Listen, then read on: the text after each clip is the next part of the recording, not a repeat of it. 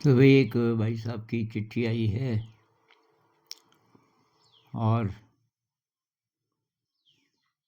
वो कहते हैं कि मैंने पढ़ाई लिखाई में बहुत अनावश्यक खर्चा किया और करीब 80-90 लाख रुपए खर्च कर दिए और जबकि मैं बहुत कम पैसे में काम चला सकता था। तो और उसका कोई फ़ायदा नहीं हुआ, कहीं निकले नहीं और काफ़ी सारा पैसा जुए में भी ख़त्म कर दिया, जुआ खेल के। अब कि मैं उदास हूँ, मायूस हूँ, बेचैन हूँ, समझ नहीं आता मैं क्या करूँ। और ये पैसा मैं किसी अच्छे काम पे लगाता तब तो कोई बात नहीं थी, लेकिन मैंने ऐसे काम पे लगाया, ये पढ़ाई लिखाई पे, लेकिन वो कम पैसे से मैं कर सकता था।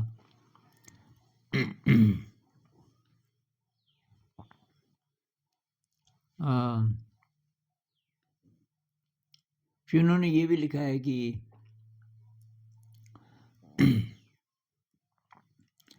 घर की हालत बहुत अच्छी नहीं है, मकान भी थोड़ा जर्जर है, लेकिन मेरे माता पिता मुझे बहुत प्यार करते हैं और मुस्कुराते रहते हैं और बार बार बोलते हैं कि बेटा तूने तो कोशिश की।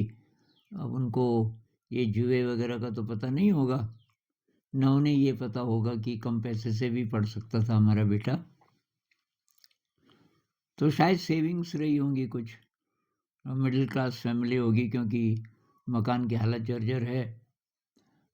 तो घर वालों ने सब लगा दिया इन पे और इन्होंने अनावश्यक खर्चा किया। अब पछता रहे हैं और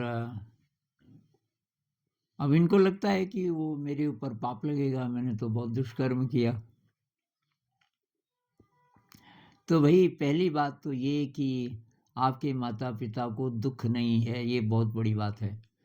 चाहे उनको पूरी बात का नहीं पता, लेकिन उन्होंने एक्सेप्ट कर लिया, ऐसा हो गया, पैसा खर्च हो गया और बेटा कहीं निकला नहीं, कोई बात नहीं।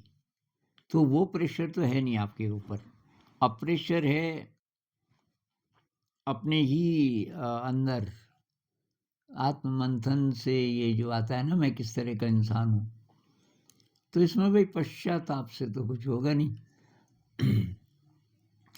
पश्चाताप तो एक्चुअली ये भी अच्छा कर्म नहीं है भाई। एक तो पहले ही आप इतने दुखी हैं, अब पश्चाताप का मतलब और ज़्यादा अपने को कष्ट देना चाहते हैं, उससे उससे वो कोई समाधान नहीं होगा।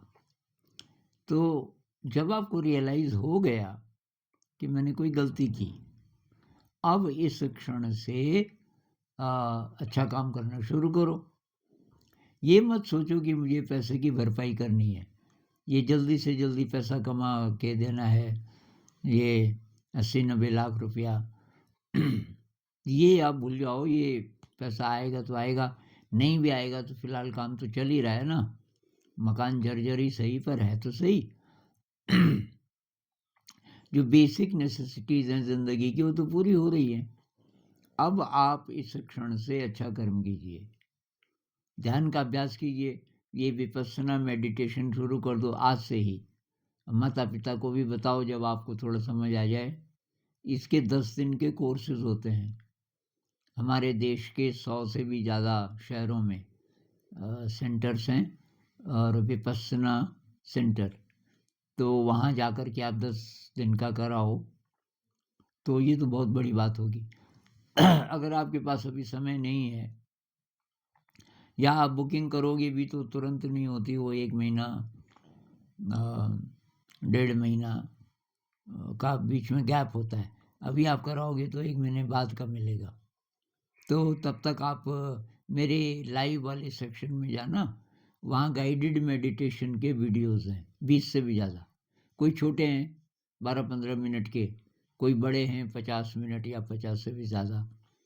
तो उनको थोड़ा एक्सप्लोर करना आप। जो लंबे वीडियोज़ हैं पहले वो देख लो, वो लगा दो वीडियोज़ और आप वैसे ही करते जाओ। बेसिकली साँस पर पहले फ़ोकस करते हैं, उसके बाद शरीर पर। हो सके तो मन को देखते हैं कि उसमें क्या चल रहा है। तो भाई गलतियाँ तो होती रहती हैं। गलती से जब हम सीखते हैं, वो बहुत बड़ी बात है। जब हम गलती से सीखते नहीं हैं, तो उसको हम गलती भी नहीं बोलते। और बहुत सारे इंसान ऐसे ही जीते रहते हैं, मतलब गड़बड़ करते रहते हैं, नुकसान करते रहते हैं, और धोखा देते रहते हैं, और उनको पता भी नहीं, उनका वो लाइफ़स्टाइल बन गया। तो ये बहुत बढ़िया बात है कि आप इतने संवेदनशील हैं। आपके अंदर का जो अच्छा इंसान है, वो बीच में थोड़ा-सा गड़बड़ा गया था कॉलेज लाइफ़ में। अभी अभी वो जाग गया है। आपकी क्वालिटीज़ जाग गई हैं और अब आप अच्छे इंसान बनना चाहते हैं। अच्छे तो पहले भी थे, बस यही तो हुआ ज़रा ज़्यादा खर्चा हो गया और थोड़ा जुआ वगैरह में खर्च कर दिया। होता है जवानी में। बड़े-बड़ों से गलती हो जाती है यार। ये महाभारत की कहानी नहीं है आपने सुनी? तो जुए में हार गए पांडव। वो भी युधिष्ठिर सत्यवादी, अ, हमेशा सच बोलने वाला, वो फँस गया वहाँ और हार गया, और हारा भी क्या, राजपाट भी हारा और पत्नी को भी लगा दिया जुए में। अब बताओ, अब इससे गड़बड़ बात क्या हो सकती है? तो होती है, गलती होती है। अब उसका सुधार करना है, कुछ नहीं बिगड़ा। आपका तो कोई दुश्मन नहीं है, आपके माता-पिता आपके साथ हैं, किसी और के माता-पिता होते, पता नहीं घर भी ना आने देते, जो जब इतना सारा भी सब पैसा तूने ख़त्म कर दिया, कहीं निकला भी नहीं, कुछ ना कुछ बोलते ही। आपके माता-पिता कह रहे हैं कि आपने बेटा कोशिश की, ऐसे होने चाहिए माता-पिता। आपको गर्व होना चाहिए कि मेरे ऐसे माता-पिता हैं, सब ठीक है। अ, परिवार ठीक चल रहा है, खाना-पीना है, मकान है, अब आप कुछ कीजिए। और एकदम से ये मत सोचिए कुछ बड़ा बिज़नेस करना है, अचानक पैसे आ जाएँ, कुछ छोटा काम कीजिए पहले। कुछ इनकम जनरेशन की चीज़ें कर सकते हो घर में, घर से भी कर सकते हो, बहुत सारी चीज़ें। मेरे वीडियोज़ देखना, मैंने उदाहरण दिए हैं उसमें कि क्या-क्या किया जा सकता है। कुछ हाथ के काम हो सकते हैं फ़िलहाल, ये ऑनलाइन कोचिंग हो सकती है, आप पढ़ाना शुरू कर दो। एक लड़की, उसने कॉम्पिटिटिव एग्ज़ाम वगैरह की तैयारी की, बहुत कोशिश की, निकली ही नहीं। अब उसने कहा मुझे पैसे तो कमाने हैं। घर की हालत भी इतनी ख़राब नहीं थी, पर उसके अंदर ये बात आई कि मेरी एजुकेशन में कितना पैसा खर्च हो गया, अब जॉब मुझे मिल नहीं रही, और क्या रास्ता हो सकता है? तो उसको पता चला कि कुछ विदेशी स्टूडेंट्स कैनेडियन, उनका होमवर्क करना है, तो होमवर्क करके भेज दो ये ऑनलाइन। और ये काम वो करने लगी और इसमें उसको इतना पैसा मिलने लगा कि जितना किसी भी जॉब से मिलने वाला नहीं था, काफ़ी कम टाइम में। और तो उसके वो स्टूडेंट्स बढ़ते गए, तो उसने सिलेक्टिव लिए कि भाई इस क्लास के पहले मैं लूँगी, ताकि उन सबको वो एक एक चीज़ तैयार करती थी और तो सबको भेज देती थी जिनका वो सब्जेक्ट है। ऐसे-ऐसे भी काम है, बहुत प्रकार के काम हैं। तो कुछ ना कुछ काम पकड़ लीजिए और कोई पश्चाताप नहीं, ध्यान कीजिए। सबसे बढ़िया तरीका शुद्धिकरण का, और ये जो रिग्रेट है ना, ये जो पछतावा है, मैं खराब आदमी, मैंने ये किया, मैंने वो किया, इससे बाहर निकलने का सबसे बढ़िया रास्ता है मेडिटेशन, ध्यान करो। वर्तमान में जियो, अभी तो इसी जन्म की बात आप कर रहे हो। अगर हमें कोई पिछले जन्मों की याद भी दिला दे, पता नहीं कितने दुष्कर्म किए होंगे हमने। तब इस जन्म में ही हर एक ने, अब आपको तो ये नज़र आ रहा है ना, क्योंकि ये सीधा-सीधा दिख रहा है कि पैसे ज़्यादा खर्च हुए और मैंने जुआ खेला।